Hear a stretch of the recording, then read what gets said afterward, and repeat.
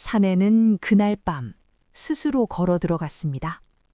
아무도 붙잡지 않았습니다. 아무도 말리지 않았습니다. 아무도 그가 어디로 가는지 몰랐으니까요. 촛불 세 자루가 한꺼번에 꺼졌습니다. 방 안이 칠흑 같은 어둠에 잠기는가 싶더니 낡은 그림첩 한 권에서 눈이 멀 듯한 빛이 터져 나왔습니다. 그리고 이문은 사라졌습니다.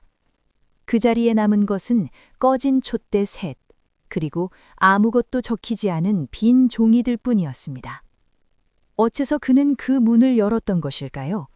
왜 하필 그 밤이었던 것일까요? 그리고 그가 들어간 곳에는 대체 무엇이 있었던 것일까요? 이 채널이 처음이시라면 구독 버튼 한번 눌러주시고 지금 듣고 계신 이야기처럼 발범에 듣기 좋은 야담이 마음에 드신다면 좋아요도 함께 눌러주세요. 다음 이야기를 이어가는 큰 힘이 됩니다. 때는 조선 마렵입니다. 충청도 어느 고을 홍씨 집안에 홍이문이라는 젊은이가 있었습니다. 이름 석자에 글 문자가 들어있는 것이 무색하게 이 사내는 태어날 때부터 몸이 약했습니다. 갓난아기 때는 젖도 제대로 못 삼켜 어머니가 밤새 안고 울었고 2살 때는 고열로 사흘을 앓으며 가족 모두가 이미 아이를 포기했다 합니다. 그러나 이문은 죽지 않았습니다. 약하디 약한 몸으로 기어이 살아남았습니다. 문제는 그 다음이었지요. 서당에서 글자를 배울 나이가 되었을 때 또래 아이들은 냇가에서 물고기를 잡고 산비탈에서 구르며 뛰어놀았습니다. 그러나 이문은 언제나 방 안에 있었습니다. 봄이 오면 꽃가루 때문에 기침을 했고 여름이면 더위를 먹었으며 가을에는 찬바람에 몸살을 앓았고 겨울에는 두꺼운 소미불 속에서도 떨었습니다. 사계절 내내 그의 몸은 세상과 싸우고 있었습니다. 어머니는 날마다 약재를 다렸습니다. 황기, 당귀, 백출, 감초. 방 안에는 늘 약냄새가 배어 있었지요. 아버지는 병약한 아들을 바라볼 때마다 말없이 눈길을 돌렸습니다. 그 침묵 속에 얼마나 많은 한숨이 담겼는지 이문은 어릴 때부터 알고 있었습니다. 그러나 사람이란 참 묘한 것입니다. 오래 갇혀 있으면 갇힌 자리에서 자기만의 세계를 만들기 시작합니다. 이문이 그랬습니다. 책을 읽고 붓글씨를 쓰고 혼자서 바둑판을 펼쳐 흑백도를 두다가 이번엔 반대편이 되어 다시 두고 그렇게 방 한 칸이 이문에게는 온 세상이었습니다. 그러던 어느 봄날이었습니다. 낯선 보부상 하나가 홍시집 대문을 두드렸습니다. 허름한 보찜에서 온갖 잡물을 꺼내놓는데 녹그릇도 있고 부채도 있고 색실도 있었습니다. 그런데 그 물건들 사이 낡아 빠진 그림첩 하나가 눈에 들어왔습니다. 표지는 누렇게 사가 있었고 가장자리는 너덜너덜 헤어져 있었습니다. 먹으로 쓴 4글자만이 간신히 남아 있었지요. 진세도. 진짜 세상을 담은 그림. 이문은 무심코 손을 뻗었습니다. 첩을 집어들자 보부상이 빙긋 웃으며 말했습니다. 어느 천문관에서 흘러나온 물건이라 하더이다. 값은 많이 받지 않겠소. 값을 많이 받지 않겠다고 했는데도 실제로 요구한 돈은 동전 몇 립뿐이었습니다. 이문은 고개를 갸웃하면서도 그것을 샀습니다. 병약한 몸으로 방 안에만 있는 자신에게 달리 살 것도 없었으니까요. 그날 밤 촛불 앞에 앉아 그림첩을 펼쳤습니다. 그리고 이문은 당황했습니다. 아무것도 없었습니다. 그림도 없고 글씨도 없고 지도도 없었습니다. 그저 누렇게 바랜 종이들만 텅 빈 채로 놓여 있었습니다. 속았구나. 이문은 실망하여 그림첩을 덮으려 했습니다. 바로 그 순간이었습니다. 촛불이 바람도 없는데 흔들렸습니다. 그 흔들리는 불빛이 종이 위를 훑고 지나가는 찰나 희미한 선 하나가 나타났다 사라졌습니다. 이문은 눈을 비볐습니다. 다시 보니 아무것도 없었습니다. 그는 한참을 그 자리에 앉아 있었습니다. 그림첩을 덮지 않은 채로. 무언가 있다는 것을 온 몸으로 느꼈기 때문입니다. 촛불을 천천히 기울여 빛이 닿는 각도를 가꾸어 보았습니다. 아무것도 없었습니다. 다시 바꾸었습니다. 아무것도 없었습니다. 세 번째로 각도를 바꾸었을 때 종이 위에 가느다란 선 하나가 서서히 떠올랐습니다. 이문은 숨을 죽였습니다. 선은 지워지지 않았습니다. 오히려 점점 짙어졌습니다. 굽이치는 산줄기 같기도 하고 강물이 흐르는 모양 같기도 한 정체를 알 수 없는 무언가가 종이 위에 떠오르고 있었습니다. 그것이 이문의 9회가 시작되는 밤이었습니다. 그날 밤 이후 이문의 삶은 둘로 나뉘었습니다.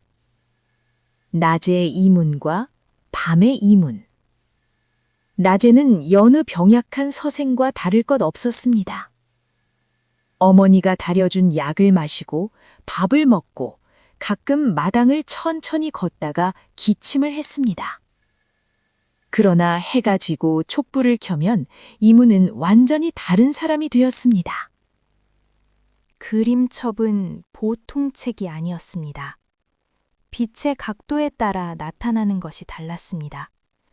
촛불을 정면에서 비추면 아무것도 없었고, 비스듬히 기울이면 희미한 선이 떠올랐습니다. 달빛이 드는 날에는 또 다른 층위의 그림이 나타났고, 먹을 한 방울 떨어뜨리면 그림이 확장되기도 했습니다. 처음에는 그저 지도처럼 보였습니다. 산이 있고 성벽이 있고 강이 흘렀습니다. 그러나 이문이 며칠을 들여다보자 지도 위에 작은 표시들이 있다는 것을 알게 되었습니다. 아주 작아서 눈을 가까이 대야만 보이는 붉은 점과 검은 선들. 붉은 점은 어떤 곳을 가리키고 있었고, 검은 선은 그곳으로 가는 길을 나타내고 있었습니다. 그리고 길과 길이 만나는 자리마다 무언가를 선택해야 한다는 표시가 있었습니다. 이것은 지도가 아니다. 이문은 깨달았습니다. 이것은 어떤 세계를 탐험하는 법칙이다. 그날부터 이문은 기록을 시작했습니다. 종이를 꺼내 빛의 각도를 바꿀 때마다 어떤 그림이 나타나는지 낱낱이 적었습니다. 어느 표시가 어느 길과 연결되는지, 어떤 선택을 하면 그림이 다음 단계로 넘어가는지. 밤마다 촛불 앞에 앉아 2~3시간씩 들여다봤습니다. 눈이 충혈되고 목이 뻣뻣해지고 손가락에 먹물이 배어 좀처럼 지워지지 않았습니다. 그러나 이문은 멈추지 않았습니다. 처음으로 관문을 넘은 것은 그림첩을 산 지 3달이 지난 뒤였습니다. 그날 밤 이문이 특정한 순서대로 붉은 점들을 붓으로 짚어나가자 그림첩이 다음 장으로 넘어가듯 새로운 그림을 펼쳐 보였습니다. 성벽 너머의 풍경이었습니다. 첫 번째 장에서는 보이지 않던 건물들과 이름 모를 생물들의 모습이 나타났습니다. 이문은 그 자리에서 소리도 없이 주먹을 쥐었습니다. 됐다. 그러나 기쁨도 잠시였습니다.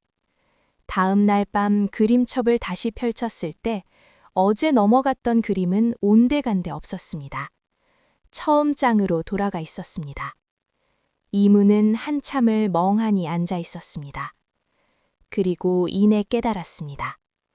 저장이 되지 않는다. 매번 처음부터 다시 해야 한다. 그것이 이 그림첩의 규칙이었습니다. 한 번의 끝을 보지 않으면 원점으로 돌아갑니다. 중간에 실수를 하면 처음으로 되돌아갑니다. 자리를 비우거나 잠이 들어도 처음으로 되돌아갑니다. 이문은 이를 악물었습니다. 그날부터 밤마다 첫 관문부터 다시 시작했습니다. 쉬운 일이 아니었습니다. 어렵게 세 번째 관문까지 도달한 날, 어머니가 방문을 열고 들어오는 바람에 촛불이 흔들리며 그림첩이 닫혀버렸습니다. 다시 처음. 다섯 번째 관문 앞에서 손이 떨려 붓을 엉뚱한 점에 댄 날에도 다시 청. 다섯 달을 공들인 끝에 일곱 번째 관문까지 나아갔다가 새벽녘 피로를 이기지 못하고 잠든 날에도 다시 청. 그때마다 이모는 아무 말도 하지 않았습니다. 욕도 하지 않았고 그림첩을 내던지지도 않았습니다. 그저 다음 날 밤 다시 촛불을 켜고 첫 번째 관문부터 시작했습니다. 주변의 시선은 갈수록 싸늘해졌습니다. 아버지는 어느 날 방 안을 들여다보다가 말했습니다. 이놈아, 그 낡은 그림책이 밥을 먹여주냐? 과거 공부는 언제 할 것이냐? 이모는 고개를 숙였습니다. 반박하지 않았습니다. 아버지가 방문을 닫고 나가자 그는 다시 촛불 앞에 앉아 붓을 들었습니다.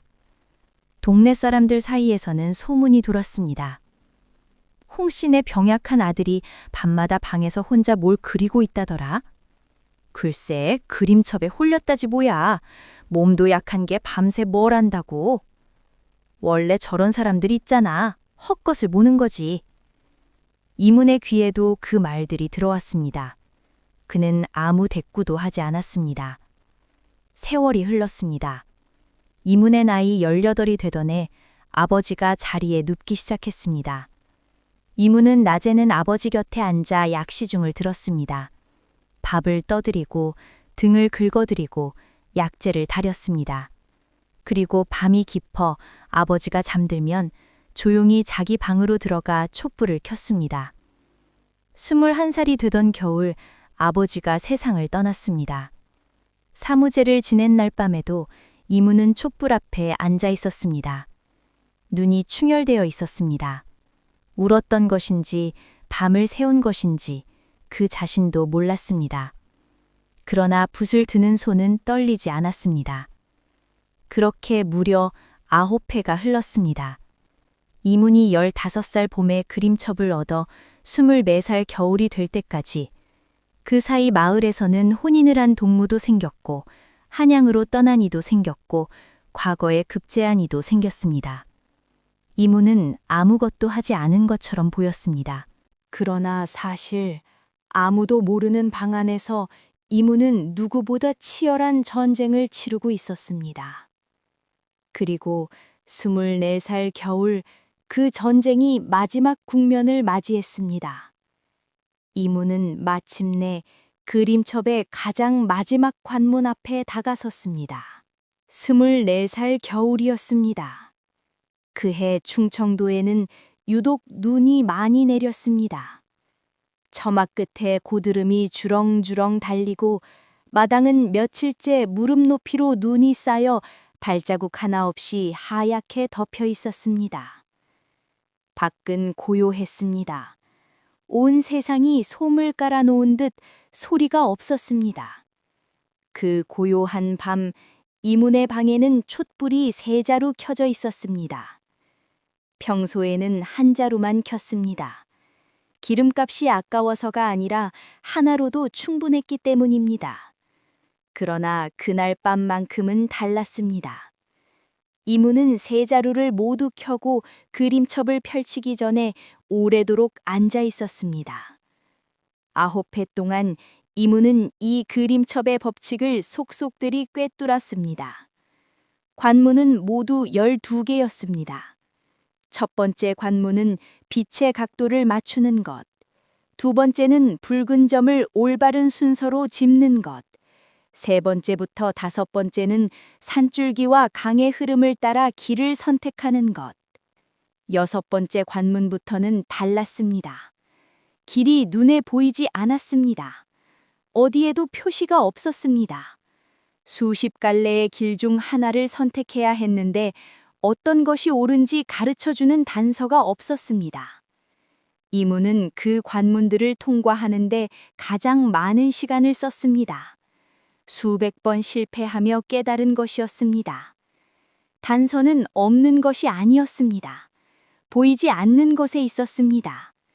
6번째 관문의 답은 그림 속 구름의 모양에 있었고, 7번째 관문의 답은 성벽에 새겨진 문양의 방향에 있었으며, 8번째 관문의 답은 강물이 흐르는 속도를 나타내는 물결선의 간격에 있었습니다.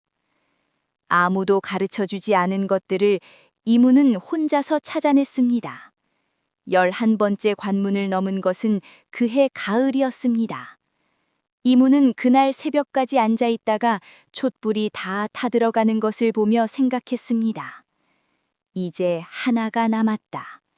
12번째 관문, 마지막. 그러나 이문은 곧바로 마지막 관문에 도전하지 않았습니다. 한 달을 기다렸습니다. 그 한 달 동안 그는 아무것도 하지 않는 것처럼 보였습니다. 그림첩을 펼치지도 않았고 기록을 보지도 않았습니다. 그저 마당을 천천히 걷거나 어머니와 마주 앉아 밥을 먹거나 창밖을 내다보며 앉아 있었습니다. 어머니는 이문이 드디어 그 그림첩에서 손을 뗐나 싶어 속으로 안도했다 합니다. 그러나 이문은 생각하고 있었습니다. 아우페치의 기억을 모두 정리하고 있었습니다. 그리고 겨울이 되었습니다.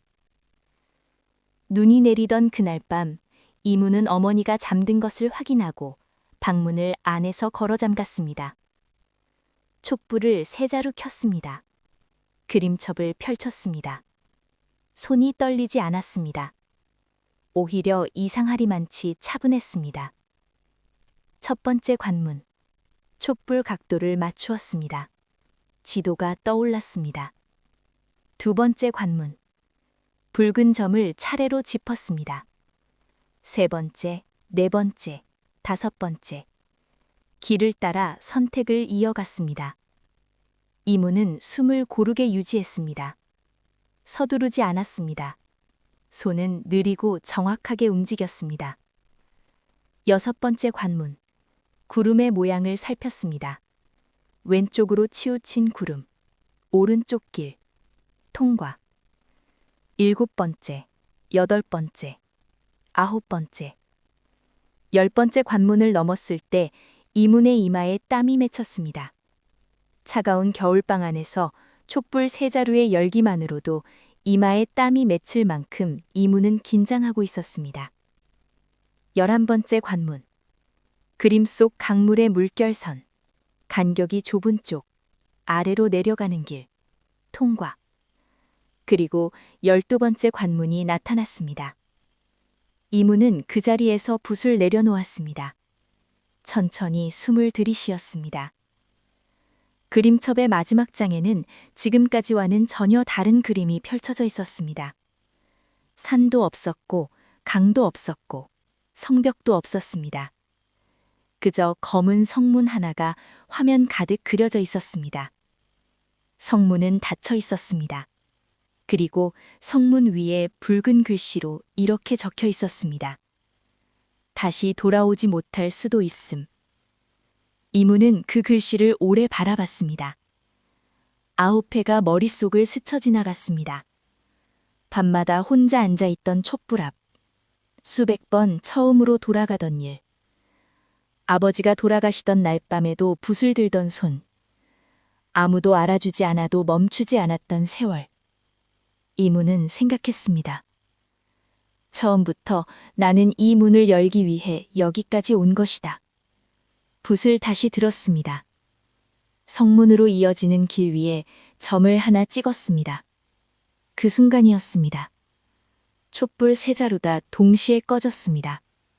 소리도 없이, 바람도 없이, 그냥 꺼졌습니다. 방 안이 칠흑 같은 어둠에 잠겼습니다.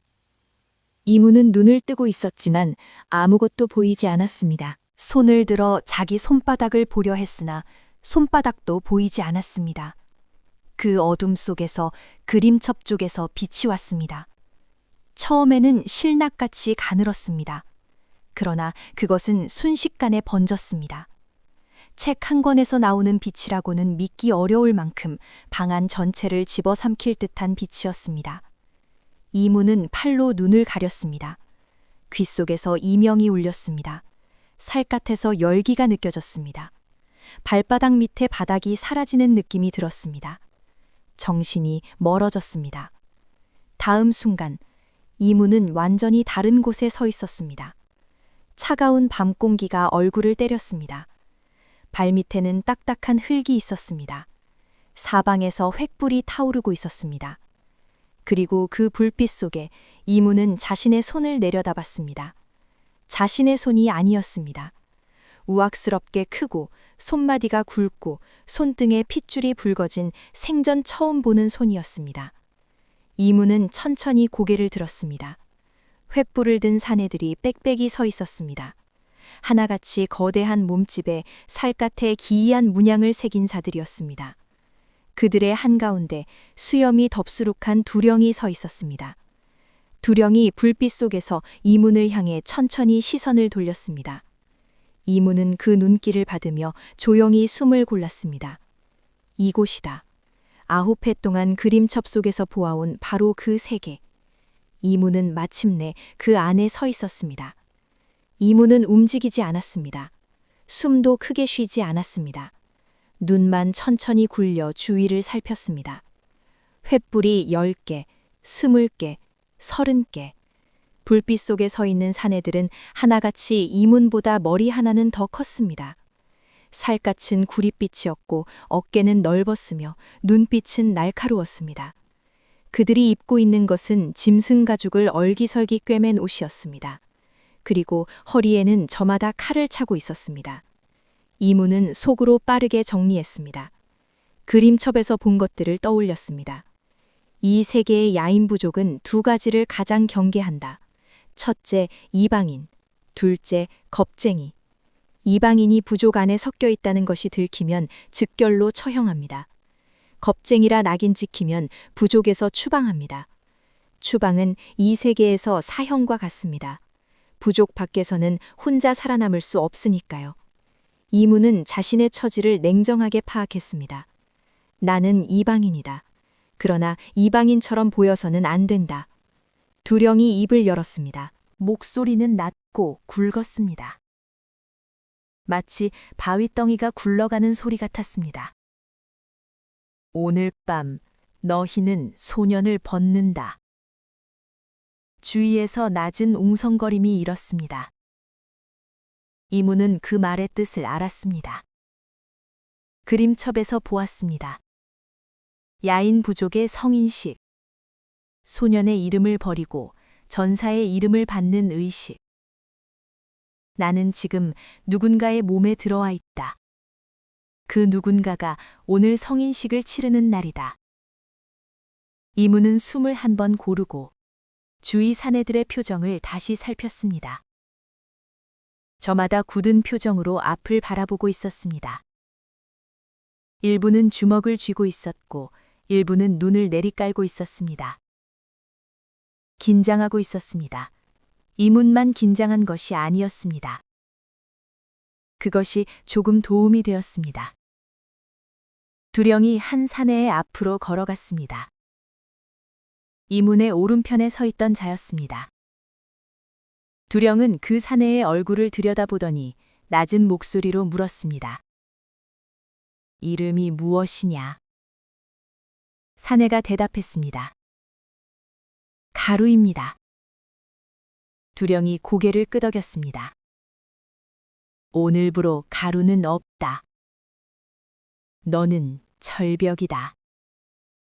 사내의 얼굴에 무언가 복잡한 감정이 스쳐 지나갔습니다. 그러나 이내 굳어졌습니다. 감사합니다. 두령이 다음 사내에게로 걸어갔습니다. 이문은 깨달았습니다. 차례가 온다. 그때였습니다.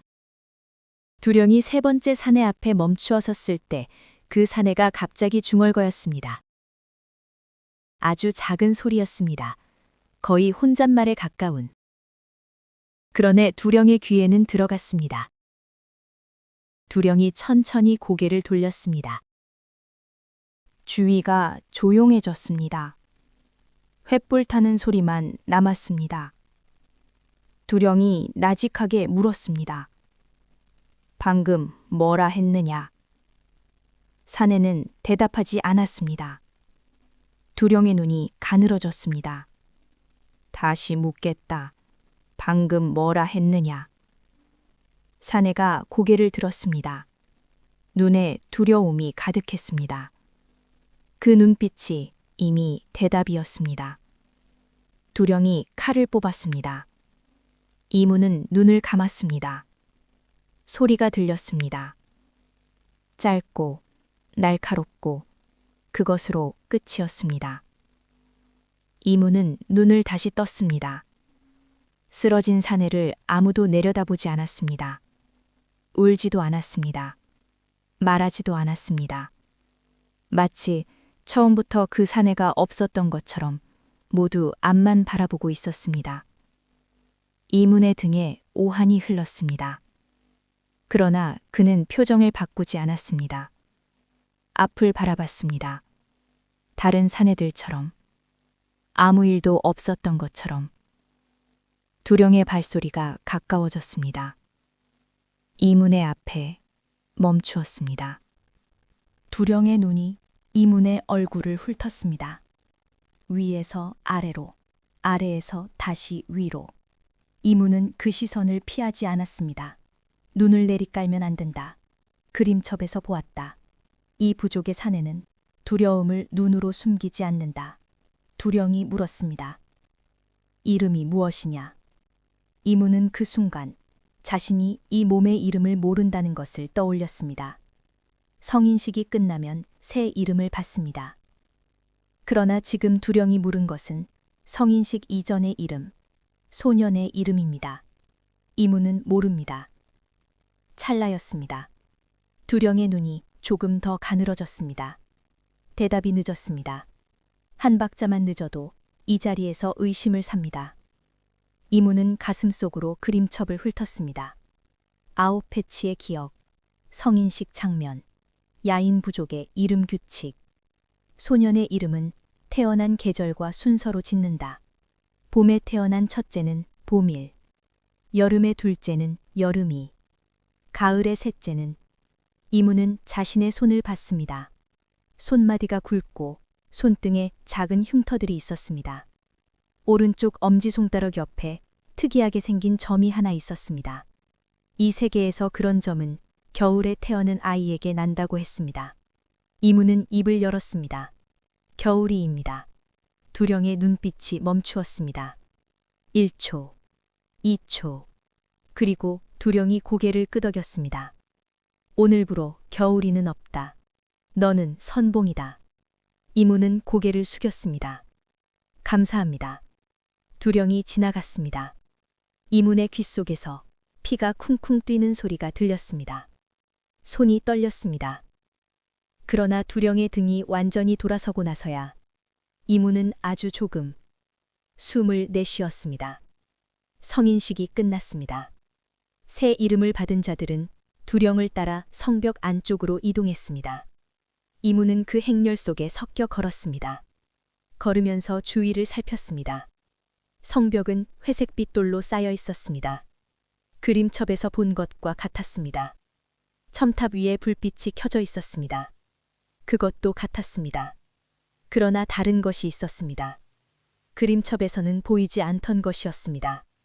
성벽 안으로 들어서는 입구, 그 양쪽 기둥에 사람의 뼈로 만든 장식이 달려 있었습니다. 이문은 그것을 보고도 걸음을 멈추지 않았습니다. 그저 속으로 기록했습니다. 그림첩에 없던 것. 이 부족은 죽은 자의 뼈를 문에 건다. 의미를 알아야 한다. 그날 밤 새로 이름을 받은 전사들은 한 방에 모여 잠을 잤습니다. 이모는 눈을 감지 않았습니다. 옆에서 코를 고는 사내의 숨소리를 들으며 그는 천장을 바라봤습니다. 머릿속으로 오늘 하루를 정리했습니다. 이름 위기, 통과, 성인식, 통과. 성벽 안 진입, 통과. 그러나 아직 아무것도 아니었습니다.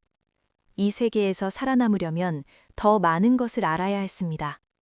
이 부족의 언어, 이 부족의 규칙, 이 몸이 원래 알고 있던 것들, 그리고 무엇보다 이 세계에서 빠져나가는 방법. 이문은 오른손을 들어 천장을 향해 펼쳤습니다. 낯선 손이었습니다. 그러나 이 손으로 오늘 하루를 버텼습니다. 그는 손을 천천히 내렸습니다. 그리고 속으로 말했습니다. 9회를 버텼다. 이것도 버틴다. 날이 밝았습니다. 야인 부족의 아침은 일렀습니다. 해가 채 뜨기도 전에 사내들이 하나둘 일어나 마당으로 나갔습니다. 이문도 따라 일어났습니다. 몸이 낯설었습니다. 병약하게 태어나 평생 방 안에서만 살았던 이문이 이처럼 크고 단단한 몸을 가져본 것은 생전 처음이었습니다. 발을 내디딜 때마다 땅이 묵직하게 울렸고 팔을 뻗으면 근육이 덩어리째 움직이는 것이 느껴졌습니다. 이문은 잠시 멈추어 그 감각을 느꼈습니다. 살면서 한 번도 느껴보지 못한 것이었습니다. 아침 훈련이 시작되었습니다. 전사들은 두 줄로 서서 목검을 들었습니다. 이문도 목검을 집어들었습니다. 그런데 문제가 생겼습니다. 옆에 사내들이 자연스럽게 움직이는 동작을 이문은 한 번도 해본 적이 없었습니다. 검을 어떻게 잡는지, 발을 어디에 두는지, 허리를 어떻게 틀어야 하는지. 이 몸은 알고 있을 터였습니다. 이 몸의 원래 주인은 이미 훈련을 받아온 전사였으니까요. 그러나 이문의 머리는 몰랐습니다. 첫 번째 동작에서 발이 꼬였습니다. 이문은 그대로 균형을 잃었습니다. 쓰러지지는 않았습니다. 가까스로 버텼습니다. 그러나 옆에 있던 사내가 힐끗 쳐다봤습니다.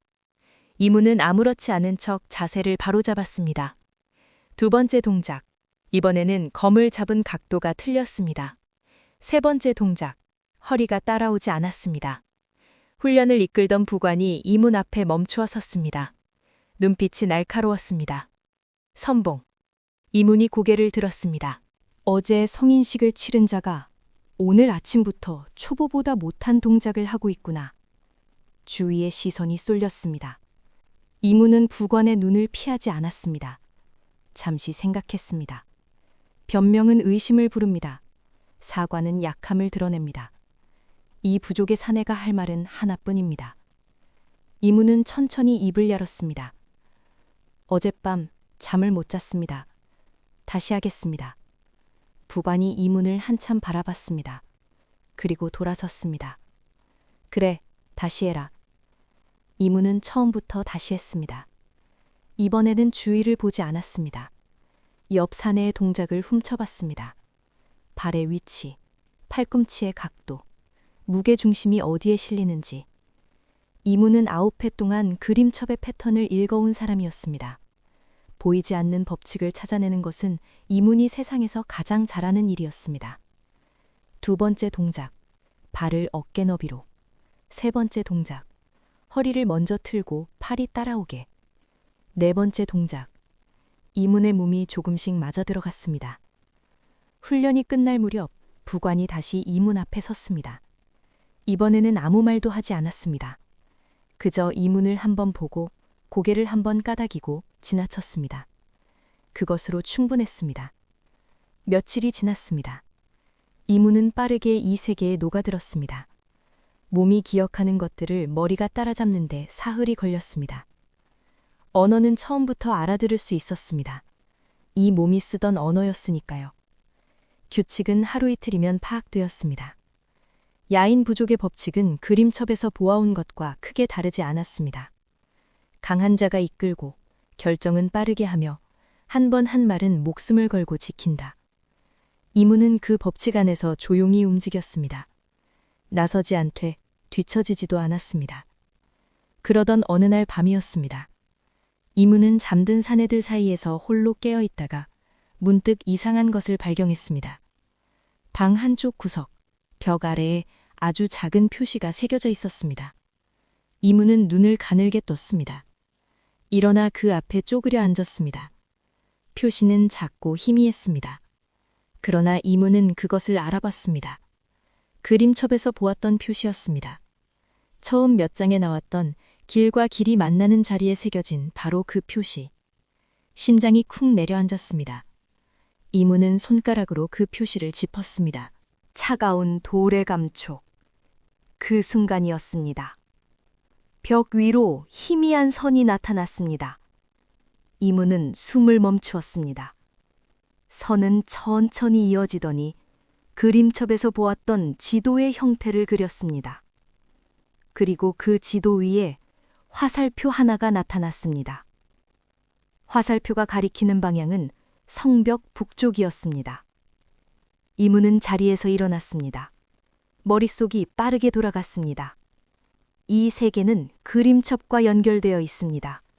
그림첩의 표시가 이 세 개의 벽에도 새겨져 있습니다. 그리고 그 표시는 길을 가리키고 있습니다. 이것은 함정인가? 아니면 출구인가? 이문은 그 자리에서 오래 생각했습니다.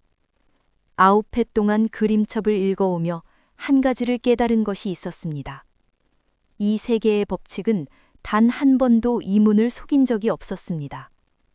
어렵게 만든 적은 있었습니다. 돌아가게 만든 적도 있었습니다. 그러나 거짓을 보여준 적은 없었습니다. 이문은 결정했습니다. 다음 날 밤, 이문은 야경을 서는 차례를 자청했습니다. 부관은 의아한 눈으로 바라봤으나 허락했습니다. 이문은 횃불을 들고 성벽 위를 걸었습니다. 북쪽으로 향했습니다. 성벽 북쪽 끝, 다른 전사들이 잘 오지 않는 구석에 낡은 석탑 하나가 서 있었습니다. 이문은 그 앞에 섰습니다. 석탑 아랫돌에 벽에서 보았던 것과 같은 표시가 새겨져 있었습니다. 이문은 손가락으로 그것을 짚었습니다. 그리고 9회 동안 익힌 순서대로 표시들을 하나씩 눌러나갔습니다. 석탑이 흔들렸습니다. 낮게, 아주 낮게, 땅속 깊은 곳에서 무언가 움직이는 진동이 발바닥을 타고 올라왔습니다. 석탑 가운데가 열렸습니다. 그 안에서 빛이 새어나왔습니다. 이문은 그 빛을 보는 순간 알았습니다. 그림첩의 빛과 같은 빛이었습니다. 검은 성문을 열었던 그날 밤, 방안을 씹어삼켰던 그 빛. 이문은 횃불을 내려놓았습니다. 천천히 석탑 안으로 발을 들였습니다. 귓속에서 이명이 울렸습니다. 살곁에서 열기가 느껴졌습니다. 발밑이 사라지는 느낌. 그리고 다음 순간 이문은 자신의 방에 서 있었습니다. 꺼진 촛대 셋, 마루에 떨어진 붓 하나, 그리고 펼쳐진 그림첩. 이문은 천천히 고개를 내려다봤습니다. 자신의 손이었습니다. 가늘고 손마디가 앙상하고 손등에 먹물이 배어있는 오래된 자기 손. 이문은 그 자리에 주저앉았습니다. 한참이 지나서야 그는 그림첩을 들여다봤습니다. 마지막 장은 바뀌어 있었습니다. 검은 성문은 없었습니다. 그 자리에 새로운 그림이 펼쳐져 있었습니다.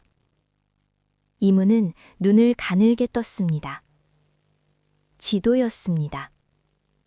이전의 지도보다 훨씬 넓은, 산이 더 많고 강이 더 깊고 성이 더 많은, 그리고 지도의 한쪽 귀퉁이에 아주 작은 글씨로 이렇게 적혀 있었습니다.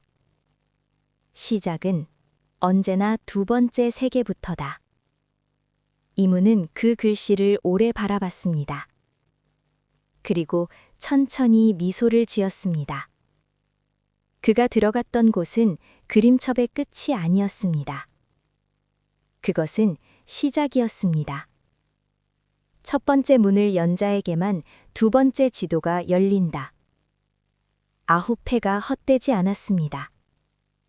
이문은 붓을 집어들었습니다. 촛불을 새로 켰습니다. 그리고 새로운 지도의 첫 번째 붉은 점을 향해 붓끝을 천천히 기울였습니다. 이 이야기를 처음 들었을 때 혹자는 웃으며 말했습니다. 허황된 소리라고. 그러나 곰곰이 생각해보면 정말 황당한 것은 따로 있습니다. 몸이 약해 평생 방 안에 갇혀 살던 사내가 아무도 알아주지 않는 일에 9회를 바쳤다는 것. 낯선 세계의 한복판에 던져졌을 때 떨지 않고 살아남았다는 것. 그리고 겨우 돌아온 그 자리에서 다시 붓을 들었다는 것. 세상에 헛된 공부란 없습니다. 세상에 헛된 인내란 없습니다. 이문의 9회가 그 증거입니다. 오늘 이야기는 어떻게 들으셨나요? 지금 어디에서 이 이야기를 듣고 계신가요? 댓글로 나눠주세요. 여러분의 사연과 이야기가 다음 이야기를 이어가는 큰 힘이 됩니다.